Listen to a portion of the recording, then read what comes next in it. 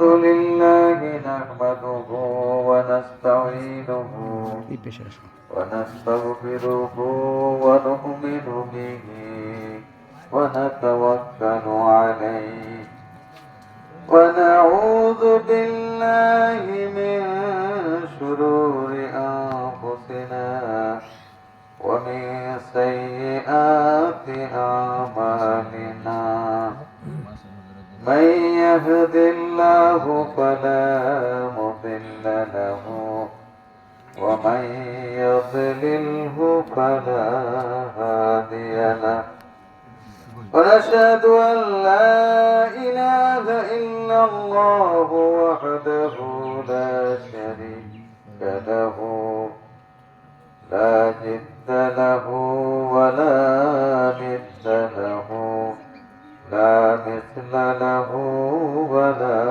مثيل له ونشهد أن سيدنا وسندنا وحبيبنا وطبيب أرواحنا وعلى آله وأصحابه أجمعين أما بعد فقد قال الله تعالى في كلامه المجيد والفرقانه الحميد فأعوذ بالله من الشيطان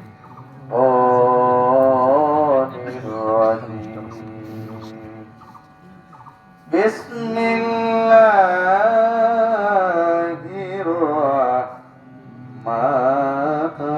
الرحيم وأذن في الناس بالحج يأتوك رجالا وعلى كل ضامر يأتين من كل فج عميق ليشهدوا منافع لهم ويذكروا اسم الله في أيام معلومات على ما رزقهم من بهيمة الأنعام فكلوا منها وأطعموا البائس الفقير إن الله وملائكته يصلون على النبي يا أيها الذين آمنوا صلوا عليه وسلموا تسليما اللهم صل على سيدنا مولانا وعلى آل سيدنا مولانا محمد اللهم صل على سيدنا مولانا وعلى آل سيدنا এই বিশ্ব ভুবনে যা কিছু আছে সকলে মানিল তাদের প্রভুকে কেবলই মানুষ হইয়া বেহুশ মানিল না তার আল্লাহকে আল্লাহুম্মা সাল্লি আলা সাইয়্যিদিনা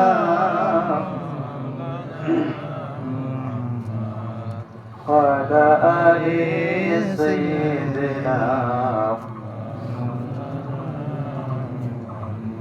سبحان الله وبحمده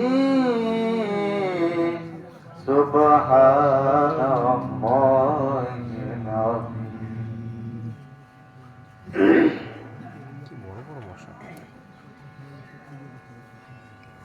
সম্মানিত ওলামায়ে কেরাম, শ্রদ্ধাভাজন বাইতুল্লাহর মেহমান বৃন্দ, আমার শ্রদ্ধেয় মুরব্বী মুখলিসি মুহিউদ্দিন মহসিনিন ভাইরা, যুবক ভাইরা, আমার স্নাসপদ কলিজার টুকরা ছোট্ট মনিরা, দূর থেকে যারা শুনছেন শ্রদ্ধ মা বোনেরা, আসসালামু আলাইকুম ওয়া রাহমাতুল্লাহি ওয়া বারাকাতুহু।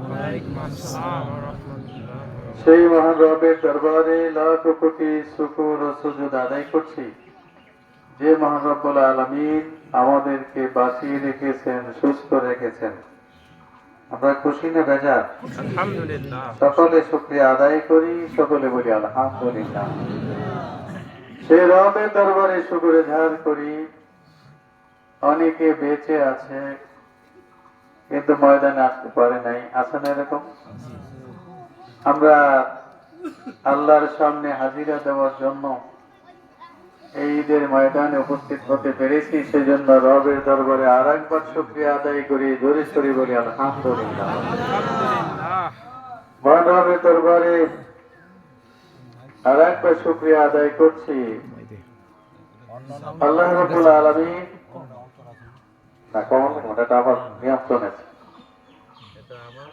বক্তার হলো বক্তার সাউন্ড যদি তার কানে না সে মনে করে কেউ শোনে না, এই দেখতে পারবে। তুমি যে নিয়ন্ত্রণে রাখো, বাড়াইও না, বাড়াইও না। হ্যাঁ, যে অবস্থা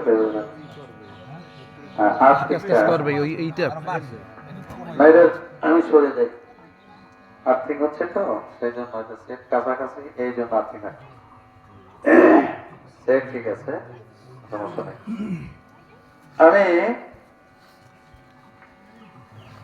মহান রবের দরবারে শুকরিয়া জাহির করছি, আল্লাহ রাব্বুল আলামিন আমাদেরকে সুস্থ রেখেছেন। বিভিন্ন জায়গায় বিভিন্ন পীড়া এবং মহামারী আছে পৃথিবীর বিভিন্ন জায়গায়, এর থেকে আল্লাহ আমাদের হেফাজত করেছেন, সকলে বলি আলহামদুলিল্লাহ। আমি সূরা হজের 27, 28, 29, 30 কয়েকটা আয়াত আমি তেলাওয়াত করেছি। তার আলোকে কিছু কথা ইনশাআল্লাহ বলে আমাদের আগে শেষ করব। আল্লাহ রাব্বুল আলামিন তার প্রিয় হাবিব ইব্রাহিম আলাইহিস সালাম সূরা বাকারা 124 নম্বর আয়াতে বলেছেন, আল্লাহ বলছেন যে আমি ইব্রাহিম রাব্বুহু বিকালিমাতিন, আল্লাহ তাকে পরীক্ষা করেছেন। তাকে পরীক্ষা করেছেন কয়েকটি কথা দিয়ে। কথা মানে কি? আদেশ। বাবা তুমি এক গ্লাস পানি আনো, এটা কি? এটা একটা কথা, এটা কি? আদেশ। একদিকে কথা আর একদিকে আদেশ। আল্লাহ রাব্বুল আলামিন ইব্রাহিম আলাইহিস সালামকে কোন কোন তাফসীর আছে 30টি আদেশ করেছেন। ফাতামাহুন্না, ইব্রাহিম আলাইহিস সালাম সব আদেশগুলো আল্লাহ যেভাবে করেছেন সেভাবে তিনি আদায় করেছেন। আল্লাহ বললেন, ইন্নী জাইলুকা লিন-নাসি ইমামা, আমি তোমাকে সারা পৃথিবীর সমগ্র মানব জাতির ইমাম বানাই দেব। ইমাম কাদের? সমগ্র, শুধু মুসলমান কিন্তু না, মানব জাতির ইমাম বানিয়ে দেওয়া। এই ইব্রাহিম আলাইহিস সালামকে, আমি ইতিহাস আপনারা সবাই জানেন, সে দিকে আমি যাচ্ছি না, যে হিংস দিয়ে মোট কথা যাচ্ছি। ইব্রাহিম আলাইহিস সালামকে আল্লাহর দ্বীনের জন্য কথা বলার জন্য, শিরকের বিরুদ্ধে কথা বলার জন্য, কিসের বিরুদ্ধে?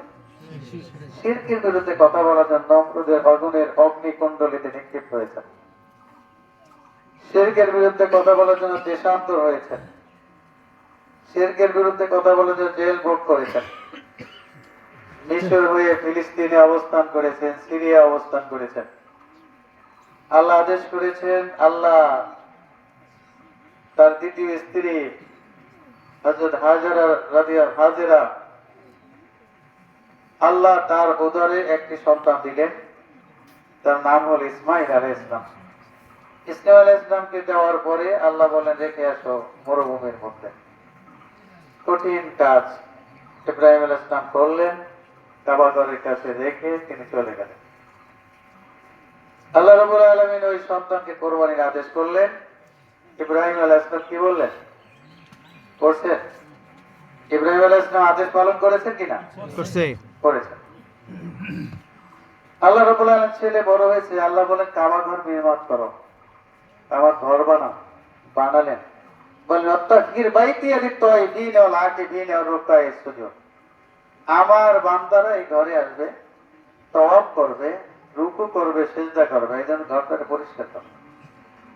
ইব্রাহিম আলাইহিস সালাম তো আশ্চর্য যে কোথায় লোকজন, তখন লোকজনই তো নাই। আল্লাহ বলতে ঘর পরিষ্কার করো, এখানে এসে আমার বান্দারা রুকু সিজদা করবে, আমার ঘর তওয়াফ করবে।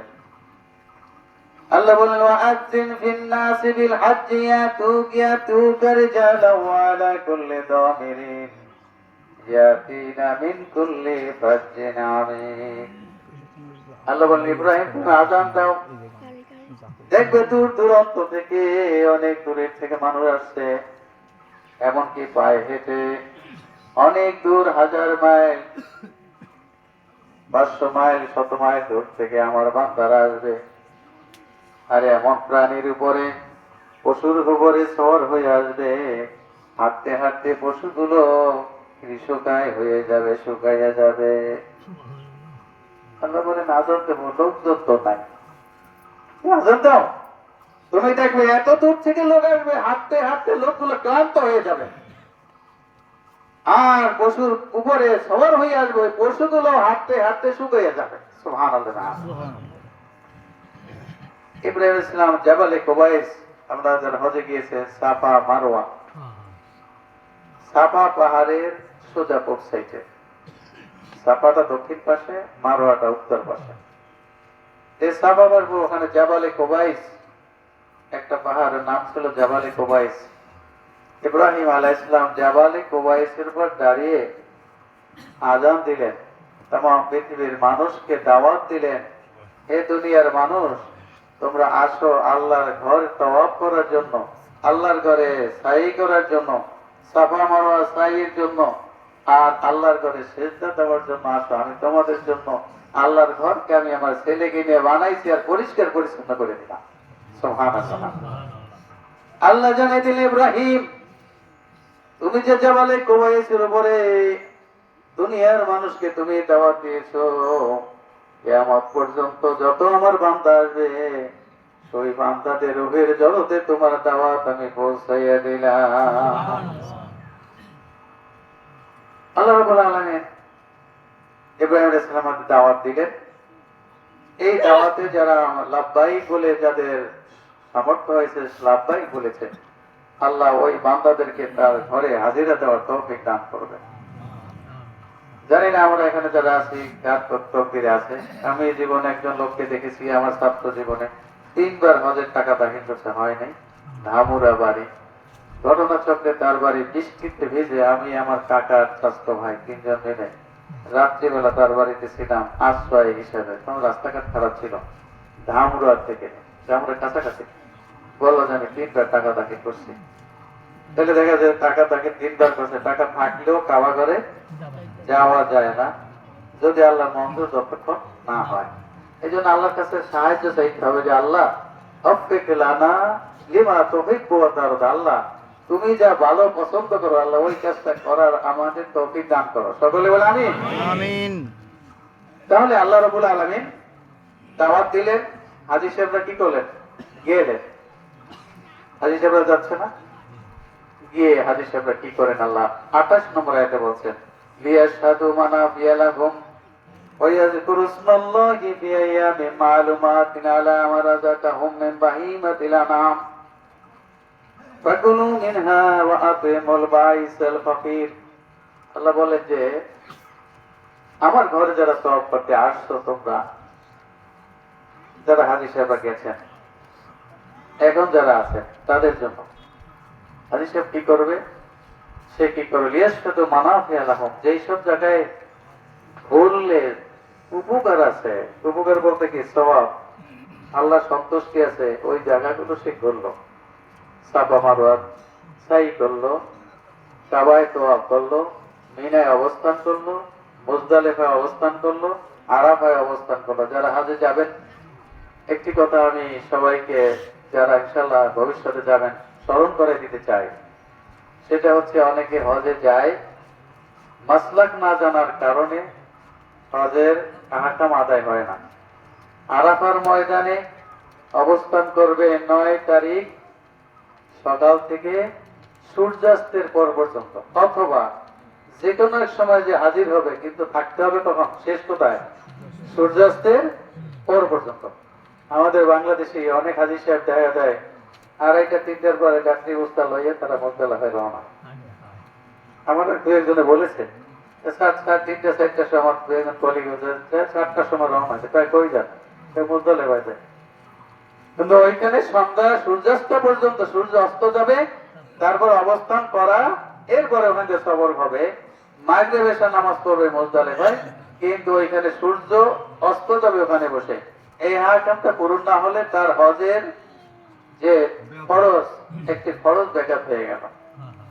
কথা বুঝতে পারছেন? 3টি ফরজ, এহরাম বাঁধা, কাবাগর তওয়াফ করা, আর হচ্ছে আরাফায় অবস্থানে 3টি ফরজ, আর ওয়াজিব আছে 6টা।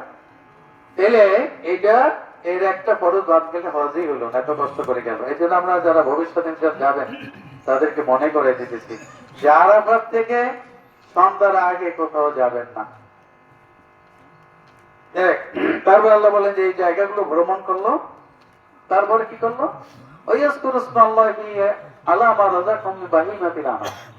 কি করলো?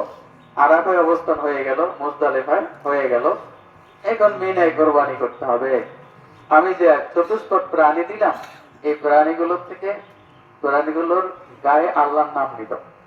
আল্লাহর নাম দেওয়া মানে গায়ে মোছা দেওয়া না, তার মানে হচ্ছে সে আল্লাহর নামে বিসমিল্লাহি আল্লাহু আকবার বলে এই প্রাণীগুলোকে সে কোরবানি করবে।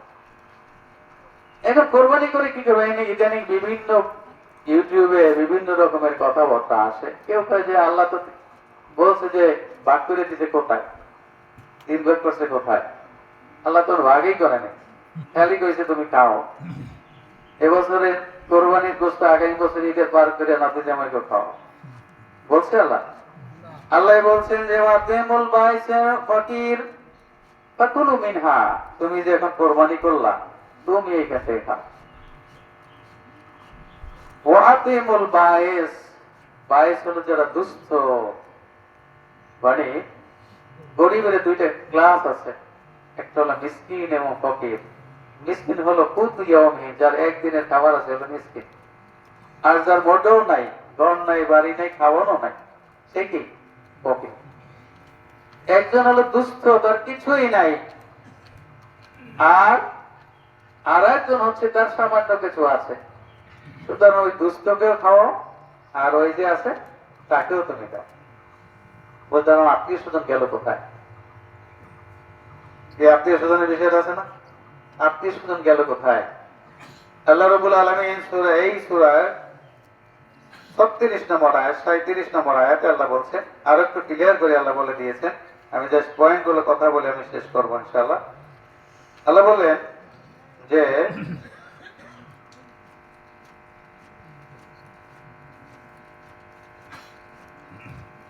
الذين ذكر الله وجلت قلوبهم والصابرين على ما أصابهم والمقيم الصلاة ومما رزقناهم ينفقون ولبدنا جعلناها لكم من شعائر الله فيها خير لكم فيها خير فاذكروا اسم الله عليها صواف। আল্লাহ বলেন যে অল বুদনা, বুদনা হলো উট। কোরবানির জন্য আল্লাহর কাছে সবচেয়ে বেশি পছন্দ কি? উট। উটের কথাটাই কোরআনে আসছে।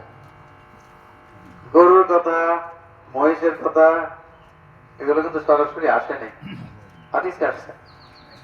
আল্লাহ বলছেন যে তোমরা যে উটকে কোরবানি করবা, এই উটটা হচ্ছে আল্লাহর নিদর্শন। কেন বললেন? যে উটটা হচ্ছে আল্লাহর একটা স্পেশাল নিদর্শন। সেই নিদর্শনটা কি? আল্লাহ রাব্বুল এই আয়াতের মধ্যে আল্লাহ বলছেন ফাযকুরু ইসমাল্লাহি সাওয়াফুন ফাইজা ওয়াজাবাত জুনুবুহা ফাকুলু মিনহা ওয়াতিমুল কানি ওয়াল মুতার কাযালিকা সাক্কারনাহা লাকুম লাআল্লাকুম তাশকুরুন। আল্লাহ বলেন যে কোরবানির উটকে আমি তোমাদের জন্য একটা নিদর্শন বানাইছি। কি বানাইছি? নিদর্শন। আর এর মধ্যে তোমাদের জন্য কল্যাণ আছে, উপকার আছে, সওয়াব আছে, নেকি আছে। সুতরাং তোমরা সারিবদ্ধ ভাবে অবস্থায় উটকে তোমরা কোরবানি করো, আল্লাহর নাম উচ্চারণ করো, উটকে দাঁড়া করে যায়। আল্লাহ রাসূল সাল্লাল্লাহু আলাইহি ওয়াসাল্লাম সাহাবীরা বলছেন যে আমরা একবার 8-10টা উট জমা করলাম, উটগুলো সবাই আমরা জবাই করতে শুরু করবো আর কি। রাসূল বললেন ওদেরকে দাঁড়া করো আগে। উট দাঁড়া করে বাম পা বেঁধে দিতে হয়। কোন পা? বাম পা বাঁধা থাকে। এই বাম পা দাঁড়া অবস্থায় তাদের কোরবানি করতে হয়। তখন চাকু দিয়ে ওর কণ্ঠনালীতে আঘাত করা হয়। এই যে কণ্ঠনালী এবং বুকের গোড়ায় এখানে আঘাত করলে যতক্ষণ রক্ত না পড়বে ওখান থেকে রক্ত প্রবাহিত হতে থাকে, রক্ত পড়তে থাকে। রক্ত পড়া শেষ হয়ে গেলে সে পড়ে যায়। আল্লাহ বলছেন ফাইযা ওয়াজাবাত জুনুবুহা, এজন কাইফিয়ত পড়ে যায়, ফাকুলু মিনহা, তখন ওইখান থেকে তুমি খাও। ও আতিমুল কানে, তাদেরকেও দাও। যেই লোকটা কোরবানি দিতে পারে না কিন্তু ঘরের থেকে বাইরে হয় না, কারো বাড়ি যাইয়া কোরবানি দ্বারে বসেও থাকে না। 2 নম্বর হচ্ছে ওয়াল মুতার, এমন লোকগুলো যারা যায় কিন্তু চাইতেও পারে নাও চাইতে পারে। কোরবানি যেখানে দেয় ওইখানে যারা হাজির হয় এরাও গরিব, কোরবানি দিতে পারে না কিন্তু ওরা গিয়া বসে থাকে, অথবা কিছু আছে চায়, এই শ্রেণীর ওদেরকেও দাও। কয় ভাগ হলো? কয় ভাগ হয়েছে? 3 ভাগ হয়েছে না? আগের আয়াতে কয় ভাগ হয়েছে? 3 ভাগ। ওই অসহায় দুস্থদের ব্যাখ্যা এই আয়াতে আল্লাহ বলে দিয়েছে। কিছু লোক আছে, আত্মীয় আছে, স্বজন আছে, প্রতিবেশী আছে, যে লজ্জার খাতিরে, নিজের ব্যক্তিত্বের খাতিরে কারো কাছে যায় না, না খাইয়ে আছে তবুও যায় না। তুমি ওদেরকে খুঁজে খুঁজে দাও। আর কিছু আছে যারা আসে, তাদেরকে তো চাও বা না চাও এখান থেকে দাও। পয়েন্ট হচ্ছে কয়টা? 3টে হয়েছে না? এটাকে ভিত্তি করে ওলামায়ে কেরাম বলছেন যে 3 ভাগের 1 ভাগ তুমি খাও, আত্মীয় স্বজনদের দাও, গরিবদের দাও। তাহলে ভাগ করা কি খারাপ হয়েছে? না। আল্লাহ রাব্বুল আলামিন বলে দেন যে একেবারে এইভাবে করো। আল্লাহ রাসূল সাল্লাল্লাহু আলাইহি ওয়াসাল্লাম বলছেন যে তোমাদের কাছে যেন কোরবানির 3 দিনের বেশি কোরবানির গোশত না থাকে। সাহাবায়ে কেরাম প্রথম দিকে মুসলমানদের অনেকে কোরবানি দিতে পারতেন না, ওরা উট পাওয়া যেত না। রাসূলের সাহাবে বলেন যে আমরা যখন তবুকে ছিলাম তো কোরবানির সময়, আচ্ছা আমি কথা শেষ করছি, তবুকে যখন ছিলাম তখন উট পাওয়া যাচ্ছিল না। রাসূল বলেন তোমরা 7 জন মিলে একটা দাও। অন্য বর্ণনা আছে যে 10 জন মিলে একটা গরু দাও।